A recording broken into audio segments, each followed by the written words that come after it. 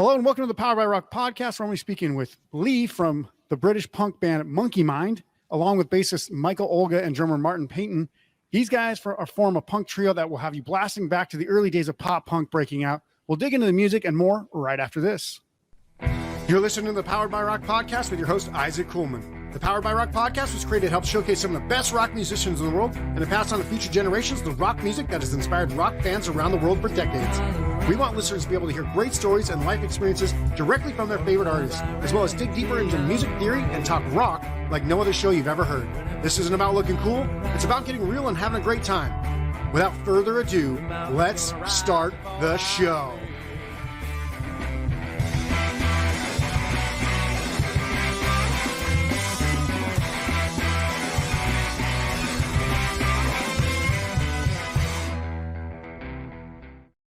All right. Hello and welcome to the Powered by Rock podcast. I am pumped today to bring Lee from Monkey Mind on the show and talk about these guys and their music. I've been kind of texting back and forth with you and emailing back and forth with you for a while, so it's good to finally get to meet you and talk to you. It's a lot of fun to discover new music and new bands, especially ones that are halfway across the world. These Brit punks have been putting in their dues with other bands for years, and now they've come together to combine forces and make great music together. So, hey, Lee, welcome to the show. Thanks for having me, man. Yeah, it's good to have you here. So we'll talk a little bit about this, because you've been playing, I think it was Crashed Out you've been in for like a long time, right? So maybe 20 years, something like that, 20, 25 years. And Michael Olga, as people say, has been in Toy Dolls for, I mean, probably longer than I've been alive, even for a long, long time. Yeah. So how did you guys kind of decide that, you guys were going to mix it up and start a new band together, or did you have to drop the other projects? How did that all come together? Well, like I say, I've been playing in Crashed Out since I was a kid, like 14, 15-year-old, and I got through Crashed Out, through gigging with local bands. I got to know a band called the Angelic Upstarts. Are you familiar with those? I am not. No, I haven't heard of them. I mean, they're a great local band, and I kind of joined them on guitar at one point, and that's what gave us exposure to the bigger stages and playing abroad, across Europe and things like that. And they were good friends with the Toy Dolls. So I eventually got to meet Olga, and meeting him for me was like, he was like a big rock star, and I was just blown away to actually meet the guy, and got to know him and found out he was, really friendly and willing to swap numbers and keep in touch. And, we just stayed in touch ever since. And eventually I plucked up the courage to send him my demos, because I've been talking about doing this side project for most of my life, to be honest. Yeah. But it just never had the time, and just never took the time to actually sit down and write the songs and go ahead with it. But Olga seemed interested, and I sent him the demos, and he went, right, I'm on board. Let's give this a try. Cool. So are you still committed to the other bands? Are you still playing in them? Or is it just something that, like, because of the pandemic and stuff, nobody could play anything, so you're like, now's a good time to try something new? No, I was still committed. I mean, I'll always be in Crashed Out. It's a band I formed when I was a kid, and we've kept going. So that'll always be a big part of my life, and we'll continue with that. So we'll try this on the side, and hopefully it takes off and we can balance everything side by side. Same with Olga. I mean, he's been in the Toy Dolls for, I think they've been going 40 years now. Yeah, so I think 1979 or something like that was when they started. So that's pretty crazy, because I was born in 81.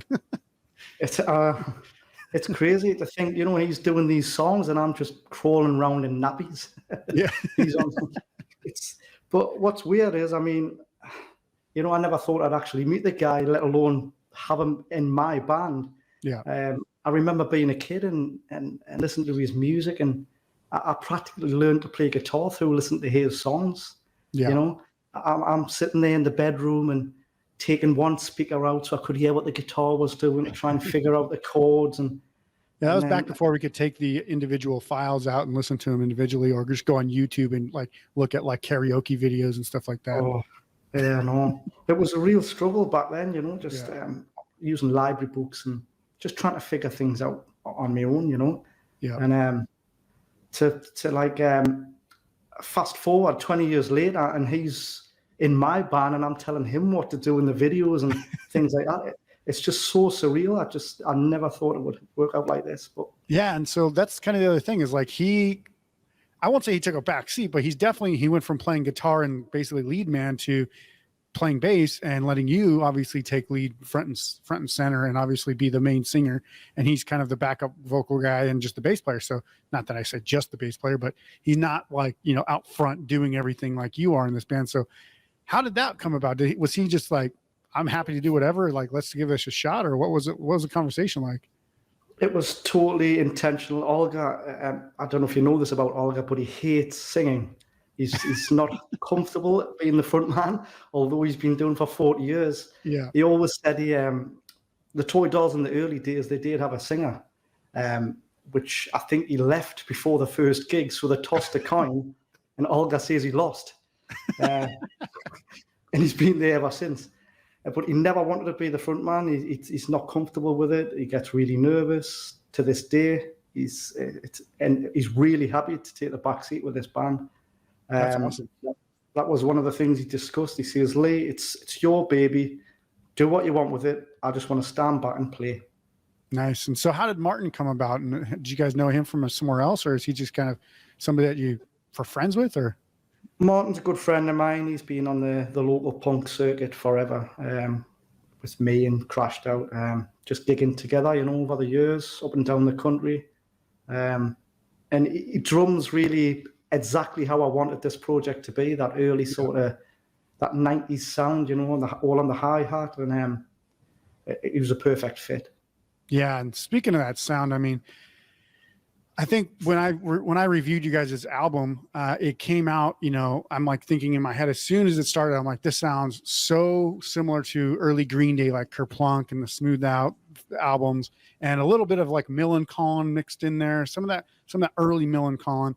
And then I started looking around after I finished the review, and literally everybody else was saying the same thing. Like, if you liked early Green Day, you should like Monkey Mind. And I'm like, wow, I didn't realize that it was like that obvious to other people. But the way that Martin drums, the way that you're playing and singing, now, don't get me wrong, you guys at what I would call at that level for Green Day during that time of their lives, they weren't as good of musicians as you guys are now. And when you're playing the guitar, I still don't think Billy Joe Armstrong's as good of a guitar player as you, but that's a whole different story. But you guys are playing it musically at a much higher level, but the songs are very reminiscent of that era. Do you feel like that's a fair comparison? Oh, definitely. I knew all this was going to come, I was expecting it. Not in a negative way, because I do believe we put our own slant on the songs. Sure. Our own sort of northern Newcastle grit and vocal wise. I know I kind of get compared to Billy Joe with the vocal, but I think because a lot of those songs are ingrained in me from being a kid, growing up listening to that melodic punk, it kind of just comes out when I write. I feel I'm quite a similar songwriter to Billy Joe, and it just, that melodic sound, it cuts through when we write these songs, and it's not that intentional to do that, but as long as we still sound British, I'm happy with the comparison. I mean, who wouldn't be happy with being compared to Green Day and all these back when they were good too. I love the early stuff. It's great. It's fantastic. That's awesome. It's pretty good as well. The later stuff, it's just, it's a little bit different, but they've moved with the times, I suppose. Yeah. So I do obviously have to ask the kind of logical question, or the obvious question. What was the idea behind starting a brand new band at this stage in your guys' careers? Is it just like, hey, let's just try something new? Or is it like, let's see if we can actually put something together that might actually get some like even bigger legs on it? Or what was the idea there? To be honest, it's always been in the back of my mind. But I never had the confidence to see it through. And I was always busy with Crashed Out, and my brother's the front man of Crashed Out. So I was always writing songs that were kind of aggressive and more, like a Motorhead sort of punk style, that direction. Yeah. But I had all this melodic ideas in my head, but I knew it wouldn't suit Crashed Out. It was just too poppy. It wouldn't work. And I never felt like I could sing them either. So I was like, what do I do? Do I try and look for a singer now at this stage? Or should I just go for it and give it a go? Mm-hmm. So I got in the practice room, and just me and Martin have just bashed through them and went, listen, this could work. Let's give it a shot. Why not? Nice. That's awesome. And obviously, you guys have been putting out like singles and stuff for a couple of years as Monkey Mind, but last year was the first time you put out the full album. Was it just a matter of waiting for the right time to do that, or did the pandemic stop you guys from actually getting together and making that album, or kind of how did it come about that last year was the time that you could actually put that album out? Well, the pandemic, to be honest, that was the time that I actually got laid off work. So it gave me all the time in the world to sit at home and write those songs and get them down properly. Because the band has never actually stepped foot in the same room, to be honest. You guys are all recording from studios at home then? Yep. Olga lives in London. Martin doesn't live too far from me, but the whole album was done separate. I recorded everything in my kitchen, to be honest, and in this room here, which is my tattoo studio. I've done all the vocals here. We've done the drums in Yorkshire, which is a couple of hours from here. Yep. And then Olga put all the bass in London, and then just mashed it together and got the mix done, you know. Nice. That's awesome. So yeah, that's one of the things about modern technology that's nice is even when you can't go somewhere, you can still record music and at a very high level, because you guys, I would not have expected you to say that like I did most of the recording in my house, because the album sounds really, really like well produced. So it's a very, very good thing that you've been able to do there for yourself. Yeah, the intention was to bring out quite a polished album, because I'm used to bringing out quite raw, just, you know, live type recording. Yeah. I wanted this one to appeal to a wider audience and be a bit more polished, you know. Yeah. See how far we can really take this. But it was all done separate, yeah. I mean, Olga, like I say, put all the bass down at home in London, me here with quite cheap recording equipment, to be honest. I haven't got the best equipment, but the guy in York done a fantastic job of the mixing, and he got it at that high level, you know. That's awesome. At a time when I was listening to you know, I'll go and mention Dookie here, Green Day again, that type of level of, in '94, I think it was, when they brought Dookie out. I believe that was unreachable for bands like us. I thought you had to have, you know, thousands upon thousands of pounds to get that type of production. Yeah. But I think this day and age, at home, you can get quite close to that now, you know. Yeah. Which I never thought would be possible. Might take a little bit more time and like more practice than you want to put in, but it's definitely achievable. It's just you have to get pretty good with like the leveling and the mixing and being able to do everything through the, if there's a DAW or whatever you got, like, yeah, it's a different experience. But like, you know, with the expensive equipment, it's so much easier. You plug in, you play, it's recorded by somebody else and all that stuff. But it's just a little bit more work. But yeah, you can definitely do a pretty good job with, you know, $500 to $1,000 worth of equipment. Yeah, you can get close. Yeah. Technology's caught up. It's great. Yep. It's a great era. But like I say, during the lockdown, it was, to be honest, it was a blessing for me, because I just sat in that kitchen and every song just went down, bang, bang, bang, got them perfect. It's awesome. So obviously we talked about Green Day and that kind of influence as well, but what other bands kind of influenced the music for you guys over the years? Because obviously, you know, you guys have been playing for a long time as punk bands yourselves. So you have peers as well, but then you probably have other international acts that you might have kind of been hooked on for a while. But what kind of musical influences did you have when you were kind of growing up and even to this day? Well, I started playing guitar about, I would say, I was about 14 years old. Just got a guitar randomly for Christmas because couldn't think of anything else to get, to be honest. I'll have one of those. And I started tinkering around with it, and it was my older brother, who got me into the punk scene and stuff. I used to hear all this music blasting from his bedroom, and it was like Stiff Little Fingers, UK Subs, The Damned, The Clash, all those bands, and I just thought, oh, this is great. I want to try and learn this stuff. It sounds easy, you know, with 4 chords, and I just give it a try, and just struggling along and trying it out, and it eventually got there and figured out a power chord, which is like the holy grail once you discover that, you know. Yeah, that's every song in a nutshell right there. Yeah, and I thought I can reach this, you know, I can do this. The bands I couldn't reach, who I loved at the time, was and still do, as Iron Maiden, Guns N' Roses, a lot of those early metal bands, AC/DC, big favourite of mine to this day. Yeah. But was just a little bit out of my reach. It was out of my depth. I couldn't quite get it. So I started to learn Stiff Little Fingers songs because they were just a power chord and you could figure it out quick. It wasn't riffs. It wasn't till later on that I, really knuckled down and took a few lessons actually later on in life and learned to play some of these maiden songs and the solos and got quite confident with that. So now, fast forward to now, I kind of mash it all together. So I bring a little bit of Guns N' Roses in there, although it might not seem apparent, but it's there.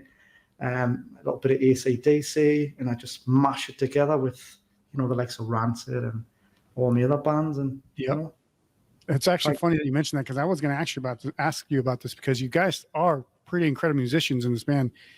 I even mentioned this to you, I think through Facebook or through Instagram, something about like you being able to play pinch harmonics. I'm like, I still can't play pinch harmonics. You're like throwing them in like they're like whatever, like beep, beep, beep, beep. I'm like, I don't know how to do that. I still can't. I get about one every 10 tries. I get a pinch harmonic to work, and I'm like, otherwise it just sounds awful. But you guys actually put what I would say like a prog rock sound or like that glam rock sound into punk rock. So I'm just curious how you were able to throw in some of this really technical stuff and still make the overall sound so punk. I was trying to make it tasteful, not over the top. There's a fine line between, stepping over into that other realm. But you hit the nail on the head there, just bringing a bit of glam rock into it, just slightly, with a couple of pinch harmonics. But you don't see how many times I was doing those pinch harmonics to get the right one. It's like, 100 times recording over and over again. Right, that's the right one. Seriously, in that kitchen, everyone is like in the house is like, oh, will you stop? Blink, blink, blink. Like, oh yeah, that's not it. I can't get it. But here's a little tip for you. Olga's the master at them. I don't know if you've listened to a lot of early Toy Dolls. I haven't had much, no. When he starts whittling, he's the punk master. He really nails it. Very melodic, very catchy, and split harmonics are perfect.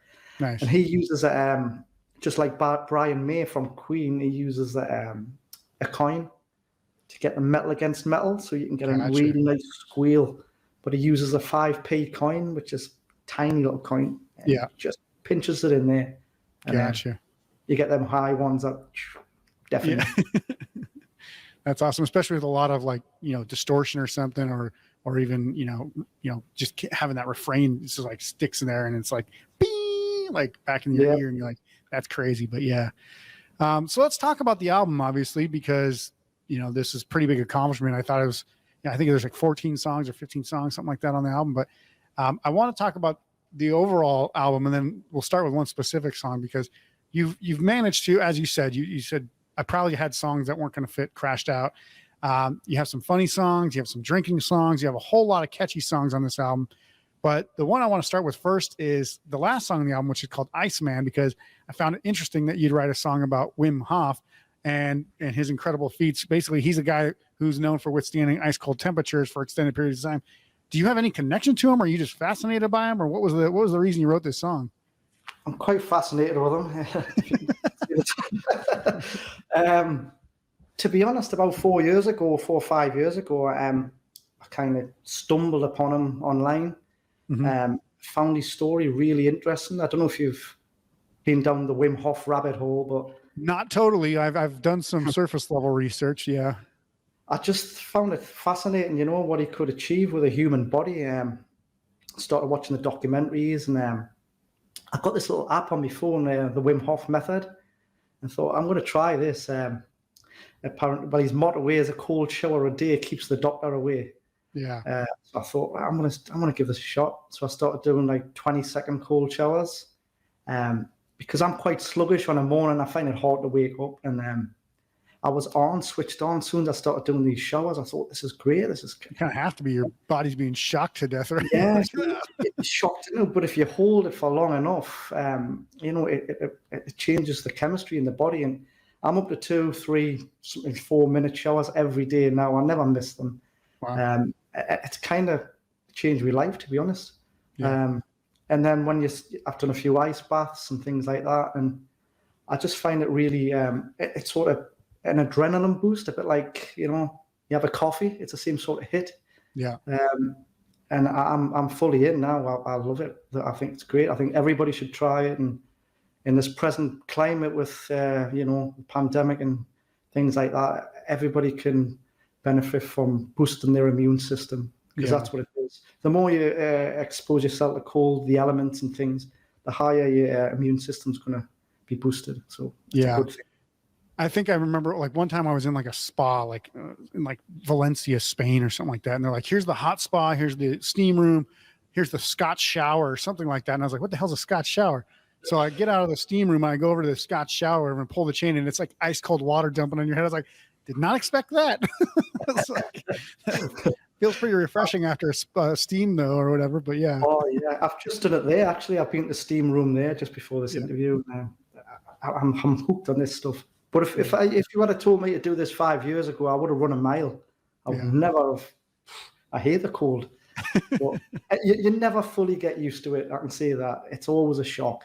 Yeah. But that's the idea. You're shocking your brain, you're shocking your immune system, and everything's just switched on. It sends the blood racing around the body, and it's kind of like a workout internally. That's the way Wim describes it, because everything's fired up. And it's really good. It's got its benefits. Yeah, I mean, ice obviously reduces inflammation, has all these other side benefits and stuff like that. So it's, I mean, professional athletes get in those ice tubs. I'm like, I don't know how they do that for so long. They're sitting there for like 20, 30 minutes after a match or something. I'm like, I don't get that. Like, I feel like I'd be hypothermic or something by that point. Well, Wim Hof, I think his record is over 2 hours now. Yeah. Complete ice up to his neck. I mean, this guy can actually alter his immune system. So they took him to the lab, and they put all the stuff on him, and they tested him for 2 hours in ice, and his temperature actually went up. Wow. It didn't drop. It can actually influence his immune system. And he believes anybody can do this. In 3 days, he says he can teach anybody to do this with his breathing techniques. As long as you stick to the method religiously, he says anybody can tap in to deeper parts of the body, into the brain, and you can influence certain parts of your body. And now he proved this when he'd done a test in the lab. I think he took like 6 people with him who he had taught the method to, and they injected them all with a bacteria, E. coli, I think it was. Yeah. And every one of them managed to disperse it within 2 hours from their bodies. And the rest of the people in this test all got sick, over 100 people. That's crazy. He's changing science. He's actually changing the books. It's amazing. That's awesome. Now, so yeah, that's a lot. It's good that you're this passionate about it, because you hear the song. Sometimes people just write songs because they read a story about somebody, or watch a movie or something. But to actually go in and study and kind of follow the methodology, that's pretty interesting, because I've seen lots of study around cold climate research, whatever you want to call it, where you're immersing yourself in that environment. And there's tons of benefits, and cold showers has always been something that people say, this helps, not only wake you up, but control inflammation and change some things about your body in the early morning. So pretty cool conversation there. I mean, I don't know too many other people who are talking about, ice baths and cold showers in the morning as a way to, change your body and change your life. So that's pretty cool. Oh yeah, it's great. Give it a try. Yeah. But I mean, I know it's not really a punk rock thing, or that's why I wrote the song. I mean, I thought this is different. No one's, written a song that I know about Wim Hof, and it's a totally unique subject. Not many people are going to get it, but when it'll hopefully encourage them to seek out who he is, and maybe they can get onto the method themselves and see the benefits. But I've had some great response from it. Everybody's awesome. Positive about it. And Wim Hof himself, I managed to get it through to him eventually. Nice. Took some time to get it through. I mean, I was kind of spamming all of his Facebook pages with the song, and eventually I thought it's going to work its way to Wim, and it did. And he tweeted about it and made a post and told everybody to check Monkey Mind out, and they've written a song about me, and that was it. So the YouTube channel just blew up. Nice. That's very awesome. Yeah, the video, we'll talk about that in just a second, but the video is pretty cool, and you do take one for the team in that as well. But I want to talk about a couple other songs before we get to that. A couple songs on the album are actually a couple animal songs are in this album. So Monkey Mind, the song itself, which is also the band name, obviously, and then Buddy Love, A Spaniel's Tale, is on the album. So let's talk about Monkey Mind real quick, because it seems to imply that we all have some part of our brain that just wants to do whatever the hell it wants, but you have to learn how to control it. Is that kind of what the song's about and what the band is kind of representing? I mean, to be honest, when I thought the name Monkey Mind, it was catchy. I just liked the name, and I wanted to form a band where we could have some kind of a logo, a little character to go with it. So Monkey Mind came together. So we didn't kind of look too deep into it, although I know it is associated with Buddhist, the chattering of the brain.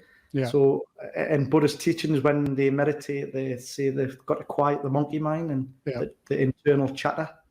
And I just made a humorous song about it. I kept it lighthearted, to be honest. It's not too. Yeah. And then obviously when we talk about Buddy Love, now this is about, I'm assuming, your dog, right? So. Oh, yeah. Yeah. This is a special song for me. Yeah. And I mean, this must be a pretty special dog because, it's about, faithful life companion, but also frustrating animal that you have to live with. It's definitely lighthearted and sentimental, but it must be a pretty special dog to have a song written about him. Well, I think anybody that's got a spaniel can relate to the lyrics. Yeah. He's a crazy, crazy dog. What can I say? How old is Buddy then? Buddy's 6 now. Okay. So still pretty young. So definitely spry, not like an old dog yet. No, he's just a wild pup. That's awesome. Yeah, I actually, one time, I think probably 12, 13 years ago, I wrote a poem about my little dachshund, a wiener dog. And I was like, yeah, you're pretty much the pain in the ass, but, I'm glad I have you, because otherwise, it would be, I feel like my existence wasn't whole. Now she's old, and now I'm like, man, how are you still alive? I mean, they become such a part of the family, don't they? Yeah. Exactly. They are literally another family member, and everybody writes love songs about girlfriends and things like that. So why not love for man's best friend? Yeah. You actually segue right into the next part that I was going to talk about, which is two of my favorite songs on the album. And I like a lot of the songs on this album, don't get me wrong, but two of my favorite ones are probably Get Rid of Them, which has some pretty rad drums in it as well. There's like a nice little rad drum breakdown in that. And then the song Local Laughs, which is what I would consider a classic British punk pub song that you could probably sing at any kind of, pub that you're in. But both are obviously about women in relationships. I'm not sure if you're married or single, but I think relationships are probably the most universal theme in music. Do you still have girl problems at this stage, or is this something you're writing about from having the experience in the past? Some songs are just fictional characters, but anyone can relate to. Growing up, we've all been there, wanting to get the girl and being blown out, shot down in flames, that sort of thing. I think everybody's had a taste of that. Everyone can relate to it. So a lot of the songs will just come from being a kid, from being a youth, and wanting to get the girl and not being able to get hold of her, things like that. And other songs are just kind of, they're made up stories, fictional characters, but still relatable. Yeah.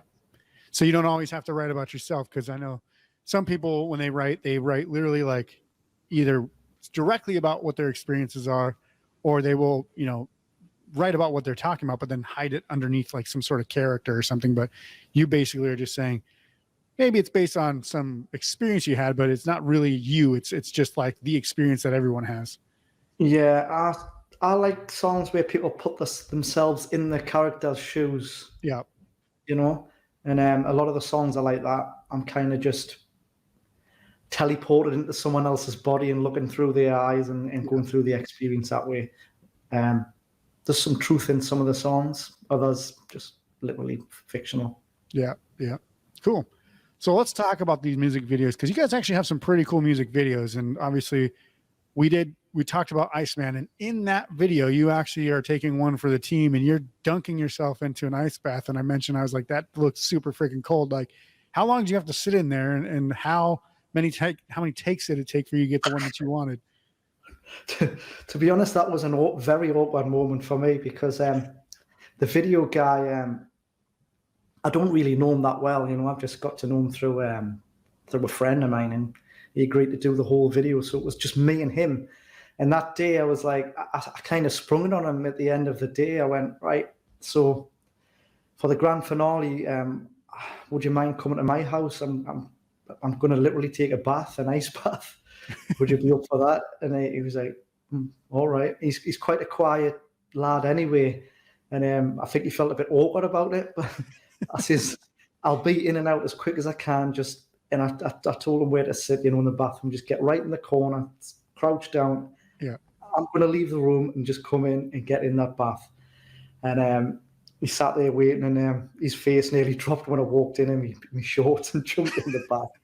He looked really shocked, but we've done it in one take. That's all I could manage. I stayed in there for about 2 minutes.